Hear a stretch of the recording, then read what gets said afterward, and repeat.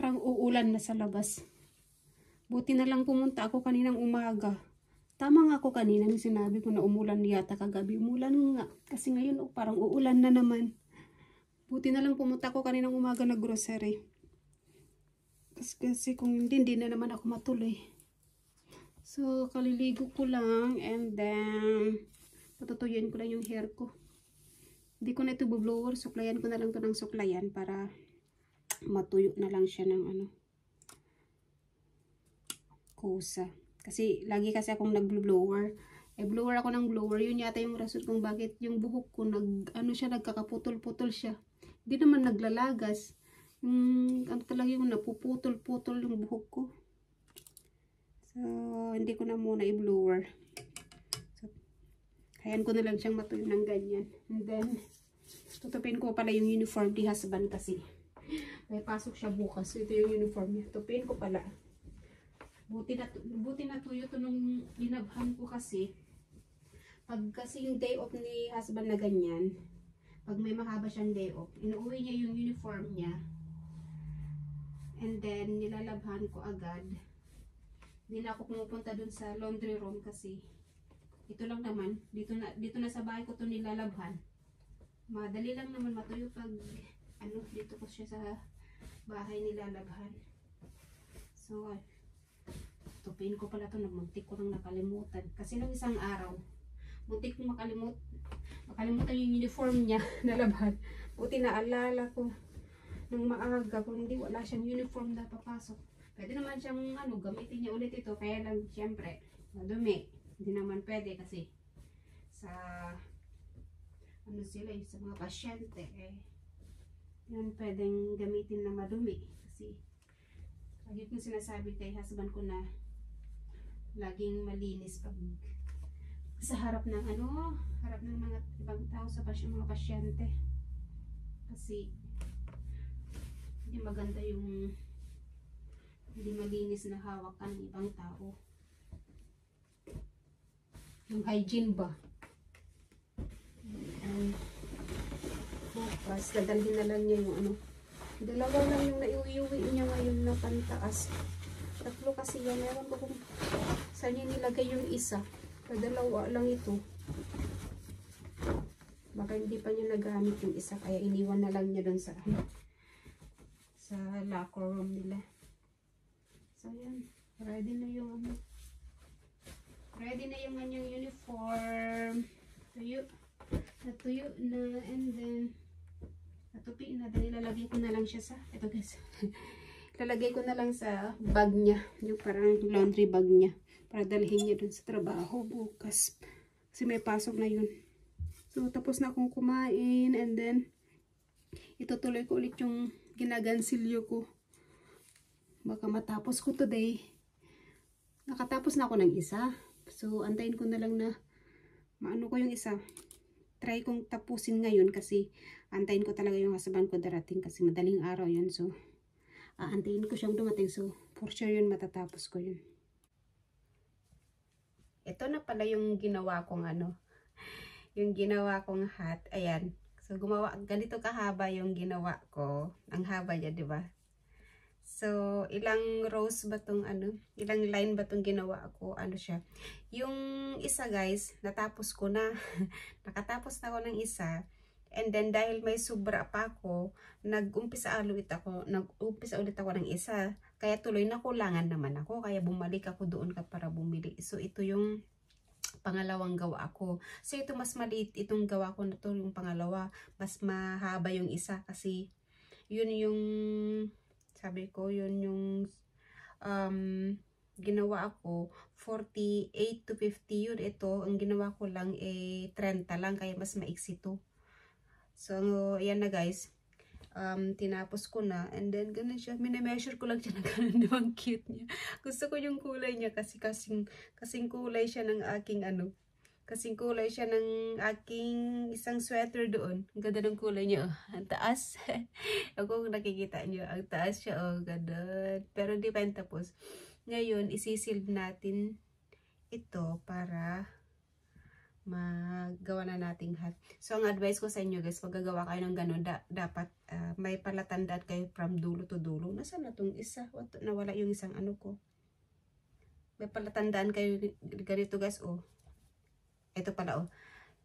Yan, nilalagyan ko ng pin.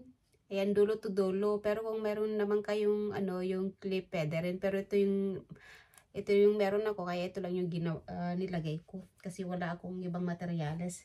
So, isisil na natin to guys para maisarado na natin.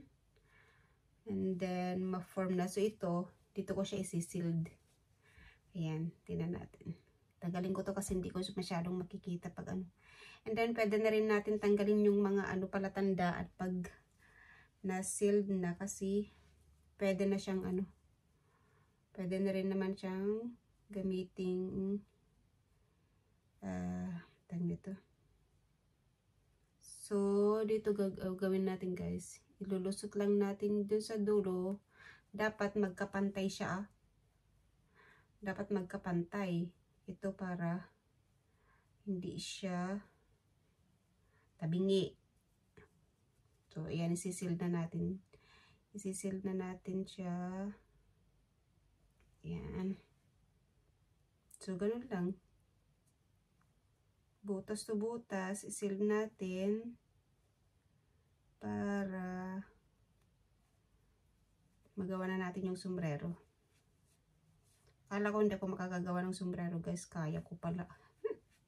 So, pag nilak nyo guys, medyo higpitan nyo siya para hindi siya magbuka. Ayan, ganyan lang. Seal lang ng ganon. Like this. So, paghapon ko tong ginawa guys, isang araw ko lang ginawa to, tinapos ko talaga. Kasi ganun kasi ako, pag may numpisa na akong gagawin, gusto ko talaga yung tatapusin ko. Kaya sabi ng husband, natapos mo na? Sabi ko, yes, of course.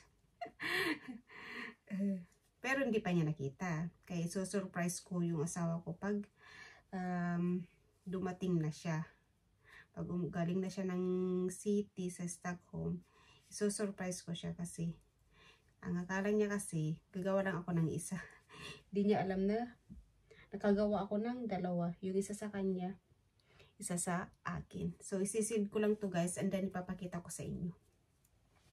So, yes, that's it guys. Oh, I'm done. So, it's already closed. Ayan, it's finally closed.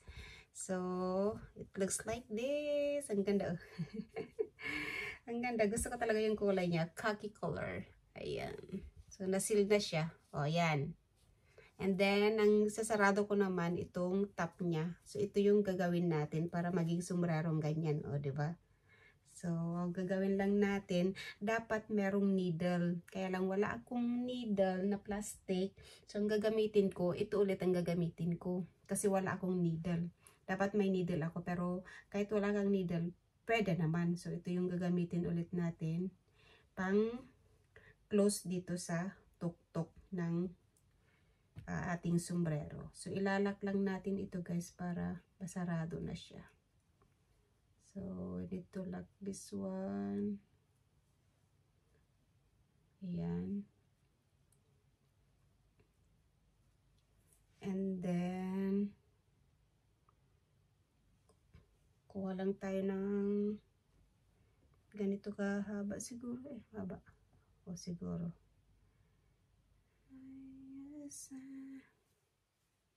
Habaan pa natin. So, ayan, kahaba. Yun, tama na to. And then, the pin. Ganyan lang siya. Dapat dito para mas madali. Kung may needle to guys, mas madali. Pero, dahil wala akong needle, kaya yun. Ito na lang muna ang aking gagamiting pangtahi sa tuktok niya. So, kailangan lang natin sarado to para hindi siya magbukas. Ayan. And then,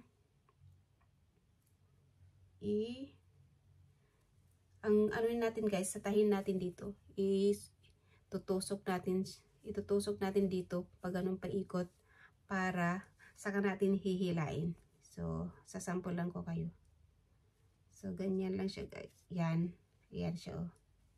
Ganyan. Paikot lang yan. Hanggang hila-hilain nyo lang para masarado yung tuktok niya. Masyadong mahaba yung naano ko. Pero okay lang yan. And then...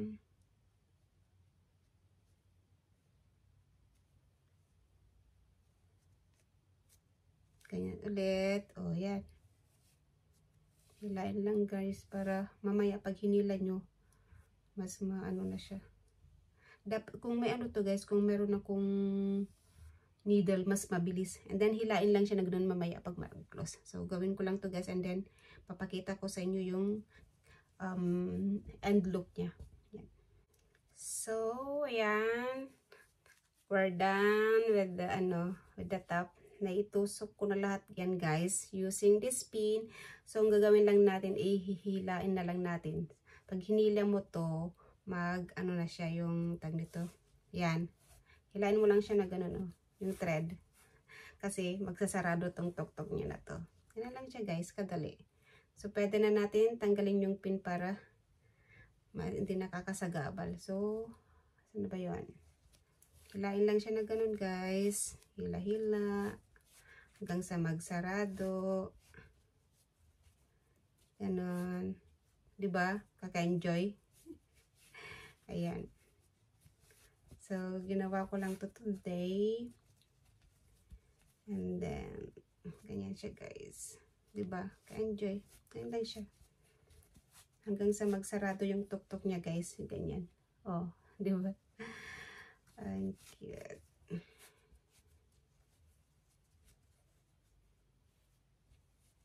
Ganyan siya guys. Ganyan ang kakalabasan niya guys. Magiging ganito siya. Oh. Dan sombrero. So ayan na guys. Yan ang itsura ng aking sombrero. Yan. Oh, tapos na. Oh, na-sealed ko na siya. Ganyan lang. Ayan. So hindi na rin kita yung sa gilid niya. Dito ko siya inano. Yung clinose. Yung last part niya. Ayan. So okay naman siya. Ayan, ang cute niya tingnan. And then, ano lang natin to. Fold lang natin dito sa baba niya. Ganyan. Para may design. Ayan. Ganyan lang siya. Fold. Ayan. I'm so happy. Natutuwa ako sa ginawa ko talaga, oh. Napakasimple lang siya, pero okay na to. Oh, parang binili na rin, 'di ba? So, it's like that lang naman. And then, so, oh, saktong-sakto, oh. Saktong-sakto yung ginawa ko, ah. Ayan, so pwedeng liitan to. Ganyan siya, oh. Oh, 'di ba? Oh. Okay na. Ganyan lang siya. Ganyan, pwedeng liitan. Ayan, takpan ang ano. Pwede mo rin siyang itaas dito. Ayan, adjust siya. Oh, di ba? Cute. Ang cute talaga na ginawa ko. Ginawa ko lang to kanina, guys. Ayan, hindi siya whole day na ginawa ko kasi ginawa ko to kanina nung after lunch. Oh, yan oh, ang cute. Di ba? So, yan guys. Tapos na yung aking winter hat. Ayan. So, meron din kay Mr. Meron din sa akin. So, iso-surprise ko siya bukas pag uwi niya galing Stockholm. Cute. Diba? Okay na to guys.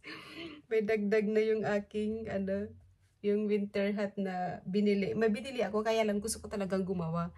Kasi sabi ko, parang ang mahal-mahal ng bago yung binili ko na bago, ang mahal-mahal. So sabi ko, kaya kong gawin yan. Kaya trinay ko, naghanap talaga ako ng yarn na ganito. Naghanap talaga ako ng thread. So sabi ko gusto kong gumawa ng ng sarili kong sombrero. Kaya kong gumawa yan. Ayan, nakagawa ko. Kaya kong gumawa rin ng scarf guys. Pero hindi itong